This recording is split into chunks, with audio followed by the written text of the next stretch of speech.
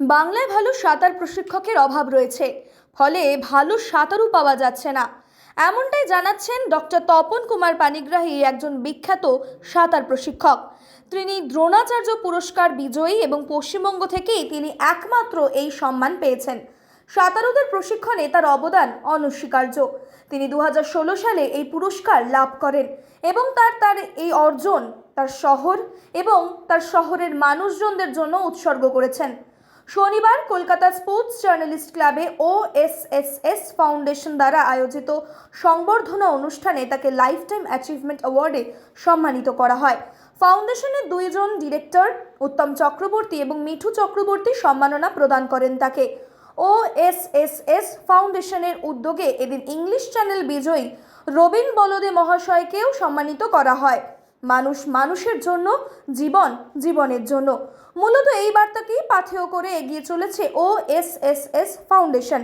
চিকিৎসা ক্ষেত্রে প্রতিটি অসহায় মানুষের পাশে অসহায়তার মানবিক মুখ হয়ে দাঁড়ানোই ভাবধারার অঙ্গীকারবদ্ধ OSSS ফাউন্ডেশন।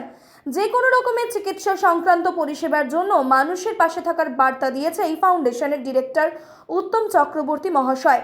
আগামী দিনেও তাদের এই পরিষেবা থাকবে। গ্রাম থেকে শহর, শহর থেকে জেলা, প্রতিটি প্রান্তের মানুষের পাশে থাকবে সংগঠনের সক্রিয় সদস্যরা।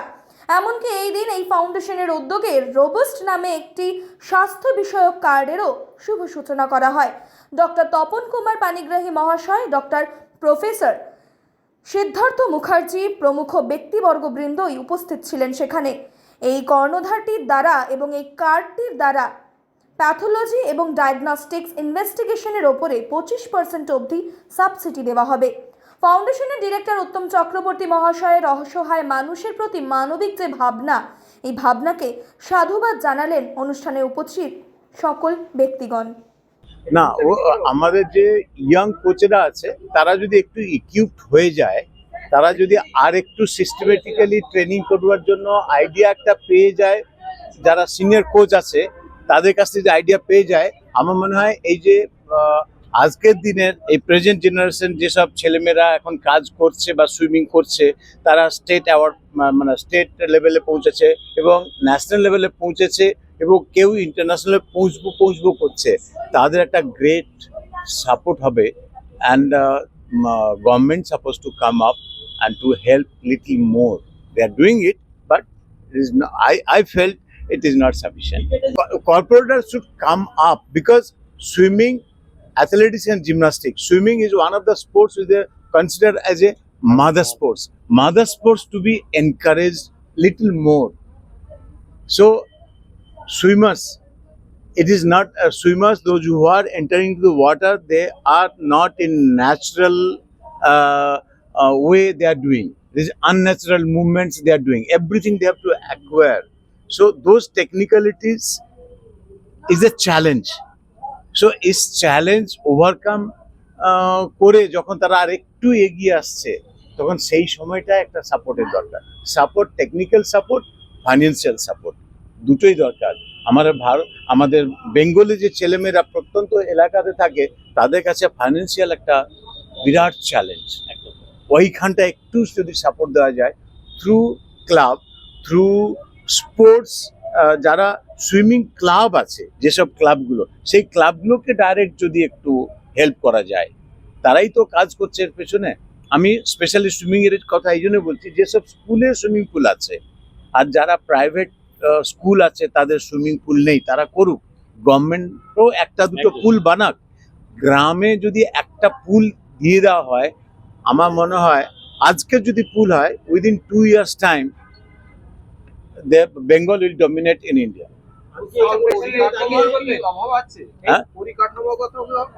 হ্যাঁ, নিশ্চয়ই অভাব আছে, বেঙ্গলে প্রচুর অভাব আছে। আমি একটা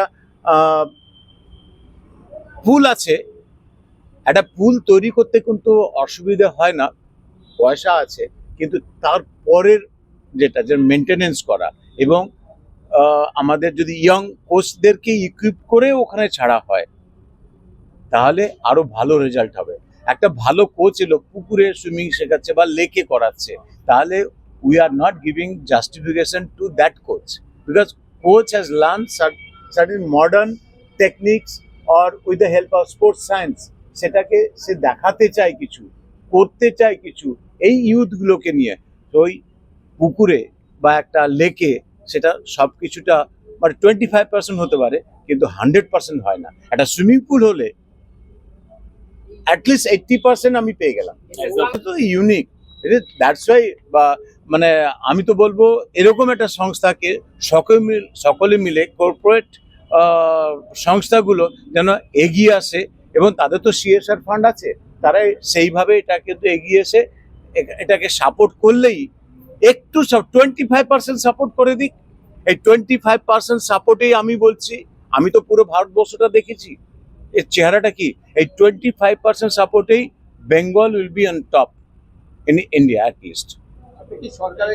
আমরা মানুষের পাশে যে থাকি সে কথাগুলো আপনাদেরকে আমরা মিটিংয়ে বললাম, বা আমরা ওই সভাতেও বললাম। তার উপরেও একটা কথা বলি, স্যার এতক্ষণ যে কথাগুলো বলে গেলেন, সুইমিং এটা কিন্তু স্বাস্থ্যেরই আরেকটা পার্ট, ঠিক আছে?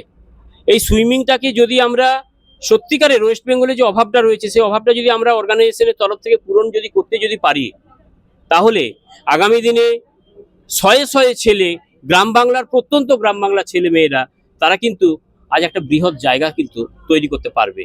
আমরা সেই উদ্দেশ্য নিয়ে আমরা স্যারের কাছে অনুরোধ জানিয়েছি।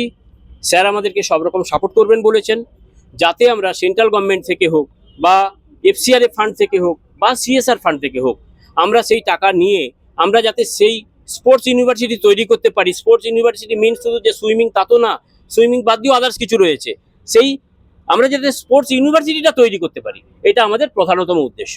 আর এটা আমরা যদি সব রকম ভাবে সাপোর্টটা যদি পাই, আমরা 1 বছরের মধ্যে আমরা এই কাজ শুরু করতে পারবো।